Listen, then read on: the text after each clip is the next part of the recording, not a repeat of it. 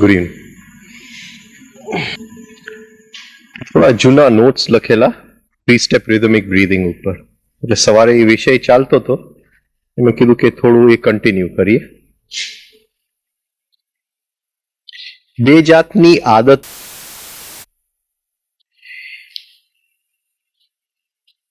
એક આદત જે કુદરતના પ્રોસેસીસથી વિરુદ્ધ હોય છે.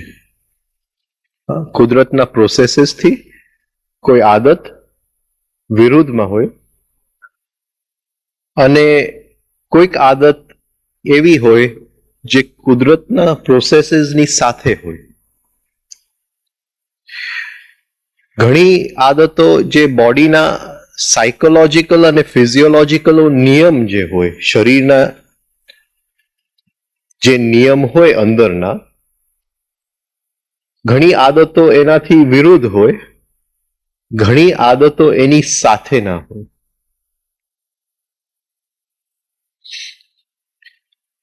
જો એવું રિધમિક બ્રીધિંગ આપણે બેસાડી શકીએ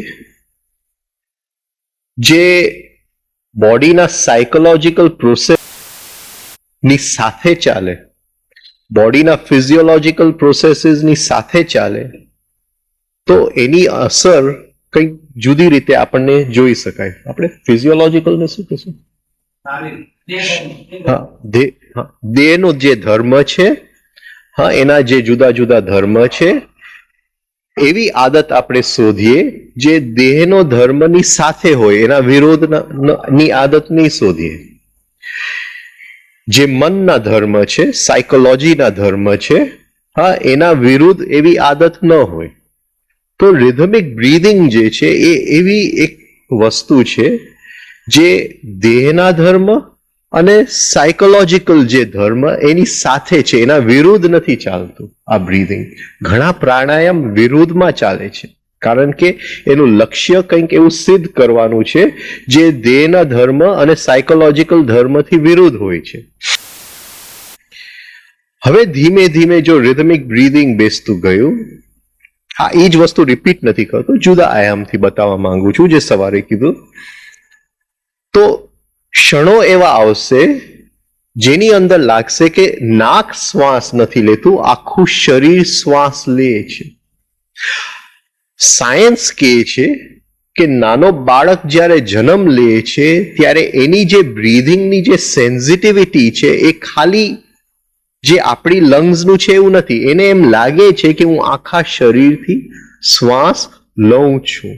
તો જો આ હોલ બોડી બ્રીધિંગ થાય, આખા શરીરનું જો શ્વાસ લેવાનું, હું એમ નથી કહેતો કે કંઈક કાણા પડે છે અને અંદરથી શ્વાસ લેવાય છે, પણ આ એક અંદરની સેન્સિટિવિટીની વાત છે, અંદરની સંવેદનાની વાત છે. તો આપણી જે સાયકી છે એ તરત જ નાના બાળક જેવું બની જાય, કારણ કે આ જે દશા છે એ નાના બાળક જેવી દશા છે.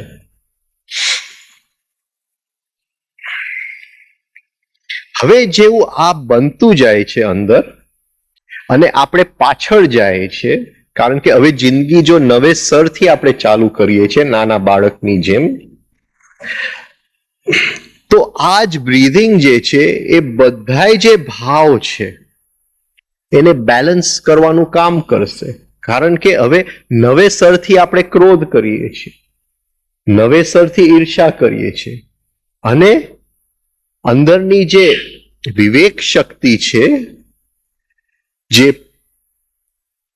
બુદ્ધિ શક્તિ છે, વિઝડમ, અંદરની જે વિઝડમ છે એ તો વર્ષો જૂની છે, છતાંય ચિત્ત નાના બાળક જેવું થઈ ગયું છે. તો આપણા હરેક ભાવની અંદર ઓટોમેટિકલી આપણને દેખાવા માંડશે કે બેલેન્સ આવતું જાય છે, અને એની સંવેદના આપણું જે ચિત્તનું રિસેપ્ટિવિટી છે, જે ઇમ્પલ્સિસ લેવાની જે શક્યતા છે, એને એકદમ વધારશે. ધીમે ધીમે જેટલી નેગેટિવ એનર્જી આપણે જોઈ ગઈકાલે કે ઇમોશનલ સેન્ટરમાં નેગેટિવ એનર્જી છે, ધીમે ધીમે જેટલી નેગેટિવ એનર્જી છે એ પોઝિટિવ બનતું જશે આ રિધમિક બ્રીધિંગથી. તો જેટલા પણ જૂના ઘાવ અંદર લાગેલા હોય છે, બચપનના હોય, નાની ઉંમરના હોય, જવાનીના હોય, એ બધાય ઘાવ ઉપર એ નેગેટિવ એનર્જીના પોઝિટિવ થવાથી જ એ ઘાવમાં રૂજ આવી જશે. એ જે આ બ્રીથિંગ છે, 3-step rhythmic breathing, એની એક ખાસિયત છે કે અવેરનેસ એની મેળે જ અંદર જાગે છે. આપણે સવારે એક ઝલક જોયું, ગઈકાલે પણ એક ઝલક જોયું કે કંઈક બહારથી આવે છે અને બ્રેઇન સેલ રિએક્ટ કરે છે. હવે અવેરનેસ શું છે? જેવું બ્રેઇન સેલનું રિએક્શન ઓછું થતું જાય છે, એનું બાય પ્રોડક્ટ એવી એક વસ્તુ અંદર જાગે છે જેને આપણે અવેરનેસ કહીએ છીએ. આ જ બ્રેઇન સેલ કંઈક જોયે છે અને એનામાં રિએક્શન જાગે છે. એ reacts to what is seen. The mind reacts to what is seen, the brain cell reacts to what is seen. એમાં રિએક્શન જાગે છે. આ જે રિએક્શનની જે ક્રિયા છે એની ઇન્ટેન્સિટી જેવી ઓછી થતી જાય બ્રેઇન સેલની અંદર, એટલે અવેરનેસ નો જથ્થો ત્યાં જમા થતો જાય છે. It is a by product of the lessening of the reaction. એ જે રિએક્શનની જે આવેગ છે, એની જે સ્ટ્રેન્થ છે, એની ઇન્ટેન્સિટી, પણ એની તીવ્રતા, એ જે બ્રેઇન સેલની રિએક્શનની જે તીવ્રતા છે એ જેમ ઓછી થતી જાય છે, જીવનમાં એક નવી અવેરનેસ ખીલે છે. એટલે રિધમિક બ્રીધિંગનું આટલો મહત્વ છે કે એ રિધમિક બ્રીધિંગ કરતા જાય એમ ઓટોમેટિકલી જેમ એ રિધમ બ્રેઇન સેલ્સને મળે છે, એનું રિએક્શન કરવાનું કામ એ ઓછું કરતું જાય છે અને અવેરનેસ એની મેળે આવે છે. આ અવેરનેસથી સંવેદનાની ક્વોલિટી એકદમ વધતી જાય છે. ઘણીવાર એક વસ્તુની સંવેદના મળે છે, પણ જેવું અવેરનેસ સંવેદના છે એની સાથે આવી જાય છે અવેરનેસ, તો એ સંવેદના ઘણું બધું એક સાથે લઈ શકે છે. એ સંવેદનામાં શરૂઆતની અંદર આપણી સંવેદના કેવી છે? એક દોરી જેવી છે, એક લીટી જેવી છે, એમ સમયની લીટી જેવી છે કે એક ઝીણી સંવેદના આવે છે. પણ પછી એ સંવેદના ઇટ ગ્રોઝ, એટલે એની અંદર ઘણી બધી સંવેદનાઓ એકી સાથે આપણે લઈ શકીએ, કારણ કે સેન્સિટિવિટી પ્લસ અવેરનેસ આવી ગઈ. હવે સેન્સિટિવિટીની જે યાત્રા છે એ એટલી બધી રોમાંચક યાત્રા છે, એટલું બધું અંદરની જે આશ્ચર્યનો જે ભાવ છે એ એટલું બધું ખીલી ઉઠે છે કે નાની વસ્તુઓમાં આશ્ચર્ય જાગતું જાય છે. આશ્ચર્ય કે ગુજરાતીમાં શું કે? વિસ્મય. વિસ્મય એટલે ભૂલી જાઓ. અચ્છા, એટલે આપણને કંઈક એક્સાઇટમેન્ટ મળે તો આપણે વિસ્મયમાં આવી જાય છે. આમ ટીવીના સ્ક્રીન ઉપર કોઈકનું ખૂન થાય હીરોનું, તો આપણે જરા વિસ્મય આવી જાય છે. પણ જો અવેરનેસ પ્લસ સેન્સિટિવિટી હોય તો જીવનની નાની નાની વસ્તુમાં વિસ્મય એની મેળે આવી જાય છે. આવી હું કંઈક વાત કહેવા માંગુ છું, જો સમજી ગયા. હવે ઘણી વાર શું થાય છે, આ યાત્રા ઉપર કે એટલો બધો વિસ્મય વધી જાય છે કે એવા ક્ષણ પણ આવે કે એ વિસ્મયથી આપણને બીક પણ લાગે કે આ શું થઈ રહ્યું છે. સડનલી એવરીથિંગ સીમ સો, બધું આપણને નવું નવું બધું લાગવા માંડે, કારણ કે કોઈ દિવસ આવી સેન્સિટિવિટી અંદર ખીલી નથી, અવેરનેસ આવું જોયું નતું. અને જ્યારે અવેરનેસ અને સેન્સિટિવિટી ભેગા આવે છે ત્યારે ઘણી વાર જે જૂનું છૂટે છે એની આપણને ભય લાગે છે. આપણી અંદર જે ટેન્શન છે, આપણી અંદર જે ક્રોધ છે, અંદર જે ભય છે, અંદર જે સેડનેસ છે, સેડનેસ ઉદાસીનતા છે, આપણી અંદર જે ઉદાસીનતા છે, એવું નથી કે મને ઉદાસનું ફિલિંગ થાય છે ત્યારે એ ઉદાસીનતા બહાર આવે છે. એવું નથી કે મને એની ઉપર ક્રોધ આવે છે ત્યારે જ એ ક્રોધ હોય છે. એવું નથી કે ભય જ લાગે છે, ભય અંદર પડેલું હોય છે, ઉદાસીનતા અંદર પડેલી હોય છે, ટેન્શન અંદર પડેલું હોય છે.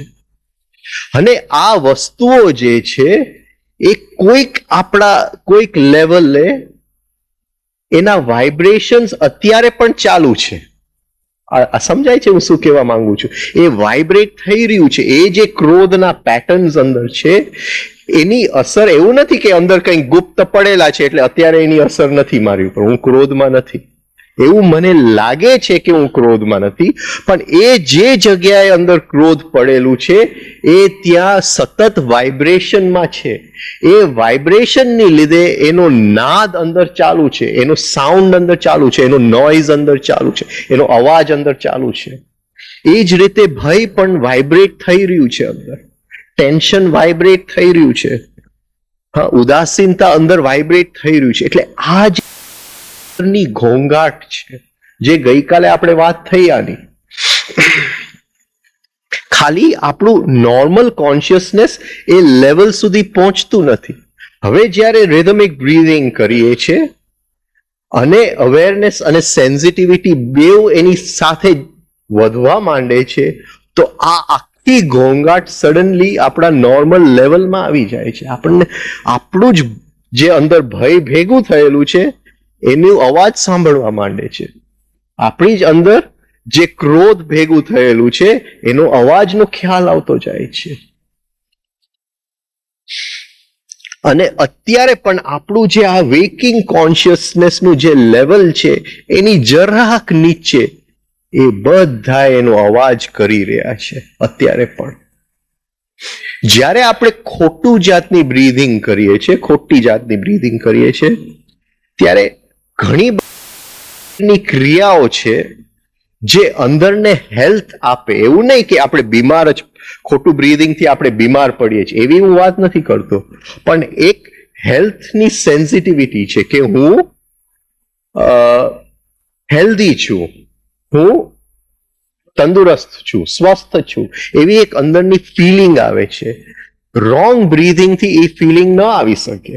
જો ખોટું બ્રીધિંગ હોય તો એ ફિલિંગ ન આવી શકે. હવે રિધમિક બ્રીધિંગ આવે તો એક અંદરની તંદુરસ્તીની સેન્સિટિવિટી જાગે છે. રોંગ બ્રીધિંગ હોય તો આપણી જે અંદર ભાવ છે, જે સંવેદનાઓ આપણે વર્ષોમાં ભેગા કર્યા છે, આપણને એનો ખ્યાલ કોઈ દિવસ આવશે નહીં. અને આપણને એમ લાગે છે કે આપણે માંદા નથી, પણ હરેક લેવલે જ્યારે રોંગ બ્રીધિંગ હોય છે, ખોટું બ્રીધિંગ, હરેક લેવલે બોડીની અંદર થોડી કોન્ફ્લિક્ટ એ બ્રીધિંગના કારણે, થોડું તણાવ, થોડું ટેન્શન એ બ્રીધિંગના કારણે સેલના લેવલે, લોહીના લેવલે, મસલ્સના લેવલે, ટિશ્યુના લેવલે, નર્વ્સના લેવલે, બ્રેઇન સેન્ટર્સના લેવલે એ જમા થતું જાય છે હરેક શ્વાસની સાથે. અને જ્યારે રિધમિક બ્રીધિંગ આપણે કરીએ છીએ ત્યારે આ બધું નથી થતું. આ બધી જગ્યાએ હેલ્થની એક સંવેદના પહોંચે છે. તો 3 સ્ટેપ રિધમિક બ્રીધિંગ આપણો 24 કલાકનો ડોક્ટર છે. ઘરની અંદર આપણે બેસાડી દીધો છે ડોક્ટરને, જો 24 કલાક 3 સ્ટેપ રિધમિક બ્રીધિંગ બેસી શકે તો હરેક શરીરની ક્રિયાને વધારે સારું કરવું, વધારે સારું કરવું, કારણ કે આ આદત શરીરની ક્રિયાઓની સાથેની આદત છે.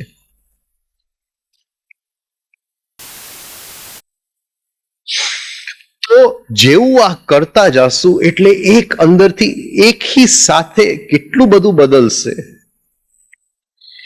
આપણી જે હોવાપણું છે એની એક એક આયામ આપણને દેખાશે, ઘણું બધું બદલાઈ ગયું. આપણા અંદરના ટિશ્યુઝ, ઓર્ગન્સ, બોન્સ, મસલ્સ, અંદરનો હોર્મોનલ સિસ્ટમ, અંદરનું બ્લડ સિસ્ટમ, આપણા વિચાર, આપણી માન્યતાઓ અને આપણી અવેરનેસ એકही સાથે એમાં એક રૂપાંતરણ આવશે 3 સ્ટેપ રિધમિક બ્રીધિંગથી. હવે જે શરીરની એનર્જીઝ છે, જુદી જુદી energies, vital energy of the body, એ બધાની ઉપર બ્રીધિંગની અસર છે. જેટલી એનર્જીઝ આ બોડીની અંદર છે, electricity of the brain, sex energy, આ બધી જે એનર્જીઝ છે બોડીની અંદર કનેક્ટેડ ટુ બ્રીધિંગ, અને બ્રીધિંગનો રિધમ આ બધી એનર્જીઝમાં ફેરફાર લઈ આવે છે. હવે જે શરીરની ગ્રંથિઓ છે, તે એન્ડોક્રાઇન ગ્લેન્ડ્સ, પિચ્યુટરી છે, થાઇરોઇડ છે, થાઇમસ છે, કિડનીઝ છે, લિવર છે, જે ઓર્ગન્સ અને એન્ડોક્રાઇન ગ્લેન્ડ્સ છે, એ બધાની વચ્ચે એક જાતની હાર્મની હોવી જોઈએ. જો ખોટું બ્રીધિંગ હોય તો એ હાર્મની મેન્ટેન નથી થતી. એક સંવાદિતા, એ બધાય જે અંદરની ગ્રંથિઓ છે એની સાથે એક સંવાદિતા. હવે જેવું રિધમિક બ્રીધિંગ કરીએ છીએ તો એ ઓર્ગન્સની જે ઓર્કેસ્ટ્રા છે એ ફર્સ્ટ ક્લાસ સંગીત નીકળે છે એમાંથી. પિનિયલ, પિચ્યુટરી, થાઇરોઇડ, આ બધા આપણને ખ્યાલ નથી, પણ આપણી જે માન્યતાઓ, જે રોજનું જીવનમાં જે વસ્તુઓ આપણે રિપીટ કરતા જાય છે, એ એવું એક મેન્ટલ સ્ટેટ બનાવે છે, એવી એક સાયકિક સ્ટેટ બનાવે છે, જે આપણને એમ લાગે કે આ નાની દુનિયામાં જ આપણે જીવીએ છીએ. ઘણી વાર શું કહે છે કે આપણું જીવન કેવું છે, કુવાના મેંડક જેવું. પણ એ કુવામાં નથી આપણે, પણ આપણી આ સાયકોલોજીકલ સ્ટેટ જ છે કે સવારથી સાંજ શું કર્યું, ભાઈ થોડો ગુસ્સો કર્યો, થોડી ઈર્ષા કરી, થોડી ફરિયાદ કરી, સાંજ પડી તે પૂરું થઈ ગયું. એ એક આપણી જે નેરો સાયકોલોજીકલ સ્ટેટ, એની અંદર આપણી માન્યતાઓ, આપણી ઈચ્છાઓ, તો આપણા સંબંધો, આ બધું આ એક નેરો સાયકોલોજીકલ સ્ટેટ બનાવે છે, એક કૂવો બનાવે છે, જેની અંદર આપણે જેવું 3 સ્ટેપ રિધમિક બ્રીધિંગ કરશું, એક એક માન્યતા એની મેળે પડતી જશે, કૂવાના દિવાલ તૂટતા જશે, અને જે આ વિશાલ દુનિયાની તાવડિયાજી વાત કરે છે એનું સંવેદના આપણે લેતા જશું હરેક શ્વાસની સાથે. અને આપણા પ્રત્યે અને આજુબાજુના જીવન પ્રત્યે એક નવો ભાવ અંદર ખીલશે.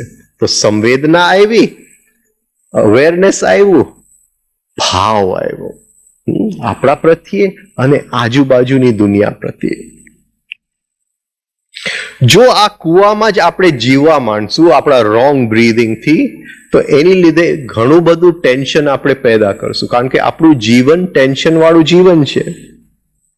એ ટેન્શન આપણા મનને અસર કરશે, હાર્ટને અસર કરશે, શરીરને અસર કરશે, અને જેમ ખોટું જાશું એ ટેન્શન વધારે ને વધારે અસર કરશે.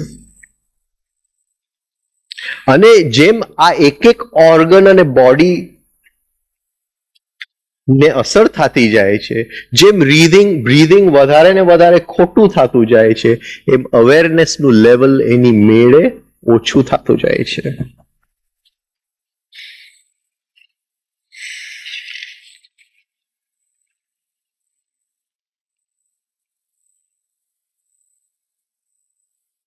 હવે આપણે બધાની અંદર આપણી એક ઇમેજ છે, એક કે હું શું છું, અને એ કેની ઉપર ડિપેન્ડન્ટ છે. ઓલા ભાઈ મારા વિશે શું કહે છે, આને ફ્રોઈડે બે બહુ સુંદર શબ્દ વાપર્યા છે, ઈગો અને સુપર ઈગો. ઈગો એટલે હું મારી જાતને જે માનું, અને સુપર ઈગો એટલે મને એ રસ પડે છે કે બીજા મારા વિશે શું માને છે. સમજાય છે? એ મારી એક અંદરની આયની, મારી જે હોવાપણાની એક માન્યતા છે, એની એક ઇમેજ છે અંદર, એનું એક દ્રશ્ય છે અંદર, કે આ મારું હોવાપણું છે. અને મને ખબર પડે કે ભરતભાઈ મારા વિશે આમ બોલેલા, તો એ હોવાપણું આખું હલબલી જાય છે અંદર.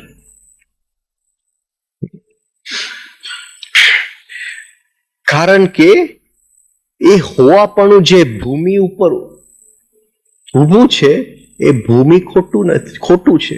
એ માન્યતાઓની ભૂમિ છે. હા, આપણી આ હાલત છે અત્યારે. ઓલવેઝ આપણને રસ પડે છે કે બીજાએ શું કીધું મારા માટે. તો જ્યારે આવું એક અંદરની આપણી હોવાપણા હોય છે, તો એ હર ક્ષણે વાઇબ્રેશન્સ બહાર ફેંકતું હોય છે. આપણું હોવાપણું હર ક્ષણે વાઇબ્રેશન્સ બહાર ફેંકતું હોય છે.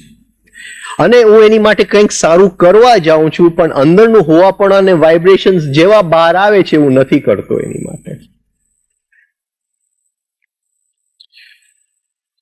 તો જ્યારે રિધમિક બ્રીધિંગ કરીએ છીએ, ત્યારે આ હોવાપણાનું આપણને સેન્સિટિવિટી આવે છે કે આ મારું હોવાપણું છે, એ કઈ ભૂમિ ઉપર ઊભું છે, એ શું કામ એવી ભૂમિ ઉપર ઊભું છે કે બીજાઓ કંઈક કે અને એને ખોરાક મળે. આ કઈ જાતની ભૂમિ છે?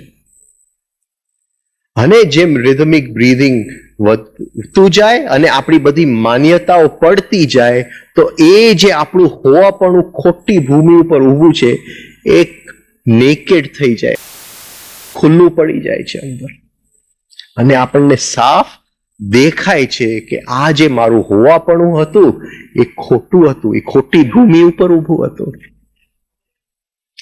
અને જેવું એક ખ્યાલ આવે છે, એક નવું એક હોવાપણાનું આપણને અનુભૂતિ થવા માંડે છે, જે એક જગ્યાએ નથી, એ બોડીના હરેક સેલની અંદર વ્યાપ્ત આપણને લાગે છે. એવી એક અંદરની સેન્સિટિવિટી જાગે છે, જે એવી એક હોવાપણાની જે વ્યાપ્ત છે, ઓલ એન્કમ્પેસિંગ છે. એ એટલું બધું તૃપ્તિ આપે છે અંદરથી કે પછી ભરતભાઈ ગમે તે બોલે એને કઈ અસર થઈ જ ન શકે. કારણ કે એક એક સેલની અંદર એ સમાઈ જાય છે, એક એક એ લોહીની સાથે સમાઈ જાય છે, ટિશ્યુની સાથે સમાઈ જાય છે, હાડકાની સાથે સમાઈ જાય છે. એ એક વ્યાપ્ત હોવાપણું, જેની અંદર કોઈ માન્યતા છે નહીં, એની એક અંદરની સેન્સિટિવિટી જાગે છે આ રિધમિક બ્રીધિંગથી.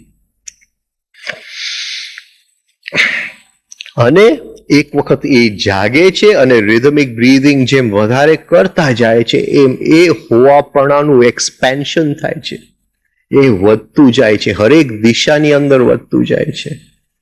અને પછી એના પણ વાઇબ્રેશન્સ નીકળે છે. અને જો હવે ભરતભાઈ કંઈક બોલી રહ્યા છે, પણ એ હોવાપણાના જો વાઇબ્રેશન્સ નીકળતા હોય, તો ત્યાં ને ત્યાં બોલવાનું બંધ કરી દે છે. એ આપણે કરેલું નથી, એ હોવાપણાના ખુદના વાઇબ્રેશન્સ હોય છે એવા. તો પેલા આપણા જ હોવાપણાના વાઇબ્રેશન્સ આપણને સતાવતા હતા, કુવામાં રાખતા હતા, એક નાની દુનિયામાં રાખતા હતા.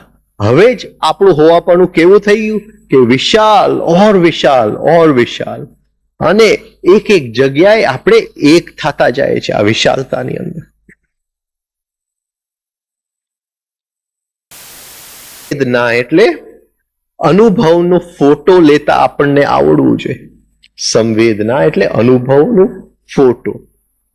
હું જ્યારે કેમેરાથી કોઈનો ફોટો લઉં છું તો એની આકરણી આવે છે, પણ અત્યારે મારી અંદર શું વિચાર ચાલી રહ્યું છે, મારી અંદર શું ભાવ ચાલી રહ્યું છે, સેક્સનો ચાલી રહ્યું હોય તો, ઈર્ષાનો ચાલી રહ્યું હોય તો, એ જો એનું સંવેદના લઈ શકું તો એ સંવેદનાનો ફોટોગ્રાફ થઈ ગયો. આ સમજાય છે હું શું કહેવા માંગુ છું? આપણી જ સંવેદનાનો ફોટોગ્રાફ. તો આપણે બધો બનવું છે શું? ફોટોગ્રાફર. આપણી જ સંવેદનાઓના ફોટોગ્રાફ્સ આખા દિવસમાં આપણે લેતા જાય. આપણને આમે ગમે છે કે કોઈક આપણો ફોટો ઉતારે. આ ઉતારે તો ગમે જરા આમ કે હા. તો એ જ રીતે હવે આપણે જ આપણા ફોટોઝ ઉતારીએ, આપણા જ સંવેદનાના ફોટોઝ ઉતારીએ. જો આ કરશું, આપણા જ ફોટોગ્રાફ્સ આપણે ઉતારશું, પિક્ચર ફોટોગ્રાફને સેન્સિટિવિટી ફોટોગ્રાફ, તો આપણી જે આદતો છે, આપણું જે સાયકોલોજીકલ સ્ટ્રક્ચર છે, એ ધીમે ધીમે આંખની સામે ઉઘાડું પડી જશે. અને એને કેમ બદલાવવું એ બહુ સરળ થઈ જશે. હવે થોડાક મેં સંવેદનાઓ લખ્યા છે આપણને મદદ કરવા માટે. થોડીક સંવેદનાઓ આપણને મદદ કરવા માટે મેં લખ્યા છે.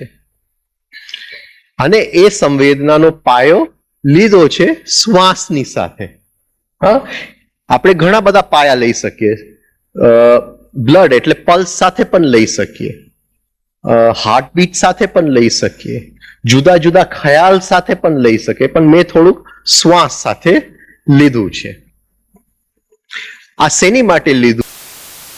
એ ભાવ આપણી અંદર બહાર નીકળે. પડ્યો તો છે જ અંદર આપણી અંદર, પણ એ ભાવ બહાર નીકળે એની પહેલા આપણને જરા ખ્યાલ આવે, એની માટે આ થોડુંક મેં મહેનત કરી છે. હવે જ્યારે ક્રોધ અંદરથી આવવાનું હોય, બહાર વ્યક્ત થવાનું હોય, તો આપણી જે શ્વાસ છે, હા, લેતી વખતે એકદમ ટૂંકું થઈ જાય છે અને કાઢતી વખતે એકદમ જોરદાર થઈ જાય છે. હા, ક્રોધ જ્યારે ઇટ ઇઝ એન ઇન્ડિકેશન, એક સંવેદના છે કે હવે ક્રોધ બસ પાછળ જ છે. હા, આ ખ્યાલ આવે છે શેની માટે મેં લખ્યું છે આ પોઈન્ટ. હા, કે હવે ક્રોધ બહુ દૂર નથી. હા, શ્વાસે રૂપ લઈ લીધું ક્રોધનું. હવે હું ઊંડા શ્વાસ નથી લઈ શકતો, પણ બહાર કાઢું છું એ